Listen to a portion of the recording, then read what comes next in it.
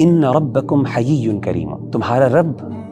بہت ہی حیا والا ہے، وکریم اور بہت کرم والا ہے، یستحیی اس کو شرم آتی ہے، اس کو حیا آتی ہے، اذا رفع الرجل یدیہ کہ جب ایک بندہ اپنے ہاتھوں کو اس کی بارگاہ میں اٹھاتا ہے، ان یردہما صفرا کہ ان کو وہ خالی لوٹا دے، یعنی اللہ تعالیٰ کو اس بات سے شرم آتی ہے کہ میرے بندے نے اپنے ہاتھ میرے سامنے اٹھائے ہیں، امید کے ساتھ ہاتھ اٹھائے ہیں، تو میں ان کو خالی واپس لوٹا دوں۔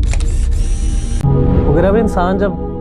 ایک خاص دعا کرتا ہے اپنے لیے جس کی وہ کوشش بھی کر رہا ہوتا ہے، اللہ سبحانہ و تعالیٰ سے وہ ایک امید بھی کرتا ہے کہ میری یہ دعا بڑی جلدی قبول ہو جائے گی، لیکن کبھی کبھی ڈیلے ہو جاتا ہے اور دعا قبول نہیں ہوتی، تو انسان ایک ٹائم آتا ہے کہ مایوسی کی طرف جاتا ہے، اور ایسی مایوسی کی طرف جاتا ہے کہ اس کو ڈپریشن ہونے لگ جاتا ہے، اللہ سبحانہ و تعالیٰ سے مایوس ہونے لگ جاتا ہے۔ تو مغیرہ بھی اس مایوسی سے کیسے نکلا جائے؟ ٹی وی بھائی، ہمیں ہمارے دین نے دعا کے بہت سے آداب سکھائے ہیں، اور میں آپ کے اس سوال کے جواب میں 2 آداب کا ذکر کروں گا۔ پہلا ادب وہ یہ ہے کہ جب بھی انسان اللہ تعالیٰ سے دعا مانگے تو اس کے دل میں یہ یقین ہونا چاہیے کہ میرا رب مجھے اس دعا کا جواب دے گا۔ ادعوا اللہ وانتم موقنون بالاجابہ، کہ تم اللہ تعالیٰ سے اس طرح دعا مانگو کہ تمہارے دل میں یہ یقین ہو کہ میرا رب مجھے اس کا جواب دے گا۔ اور ایک بڑی خوبصورت حدیث مجھے بڑی انسپائر کرتی ہے، وہ یہ ہے کہ نبی صلی اللہ علیہ وآلہ وسلم نے فرمایا، ان ربکم حیی کریم، تمہارا رب بہت ہی حیا والا ہے، سبحان اللہ، وکریم اور بہت کرم والا ہے، یستحیی اس کو شرم آتی ہے، اس کو حیا آتی ہے،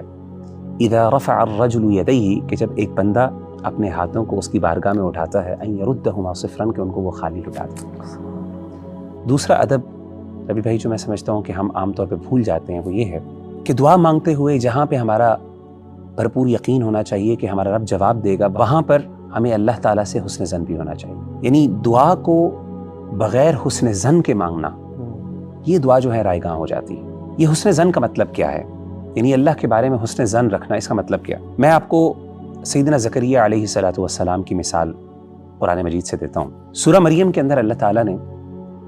حضرت زکریا علیہ السلام کی دعا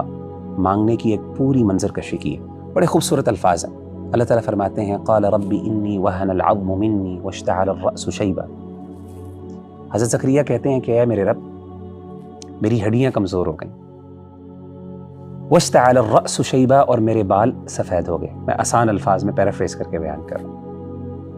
ولم اکم بدعائک رب شقیا، لیکن اس کے باوجود اے اللہ کبھی بھی جب بھی میں نے تم سے دعا مانگی،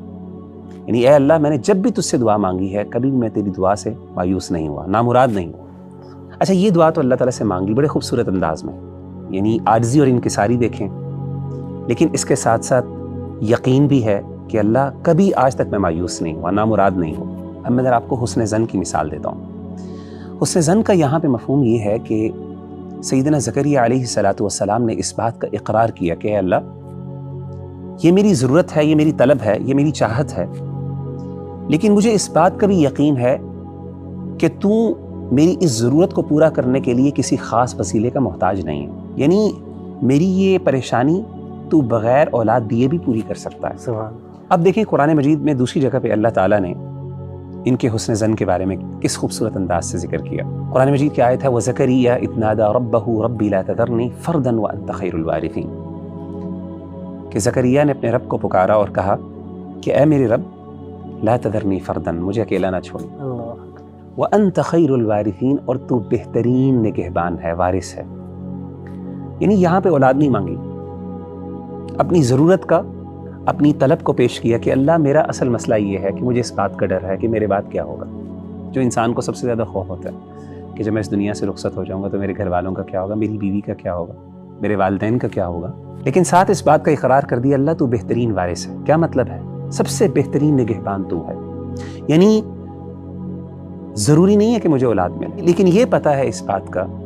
کہ تو میری ضرورت کو پورا کر سکتا ہے، کیونکہ تجھ سے بہتر نگہبان کوئی ہو نہیں سکتا، میری اولاد سے بھی بڑھ کر تو میرا نگہبان ہے، میرے گھر والوں کا نگہبان۔ تو ان آیات پر سبحان اللہ میں کبھی غور کرتا ہوں نا تو مجھے اس بات کا احساس ہوتا ہے کہ آج کل ہمارے ہاں بہت بڑا مسئلہ یہ ہے، جب ہم اللہ سے دعا مانگتے ہیں تو بعض اوقات تو ہمیں یقین ہی نہیں ہوتا کہ ہمارا رب جواب دے گا، اور بالفرض اگر یقین ہو بھی جائے تو اس کے باوجود بعض اوقات ہم اللہ کے بارے میں حسن ظن نہیں رکھ پاتے۔ ہم سمجھتے ہیں کہ شاید میرا مسئلہ تبھی حل ہو سکتا ہے جب یہ خاص چیز مجھے مل جائے. ہمارے انبیاء نے اور ہمارے جو رسول تھے انہوں نے اپنی زندگی سے اس بات کو واضح کیا کہ اللہ ان چیزوں کا محتاج نہیں ہے.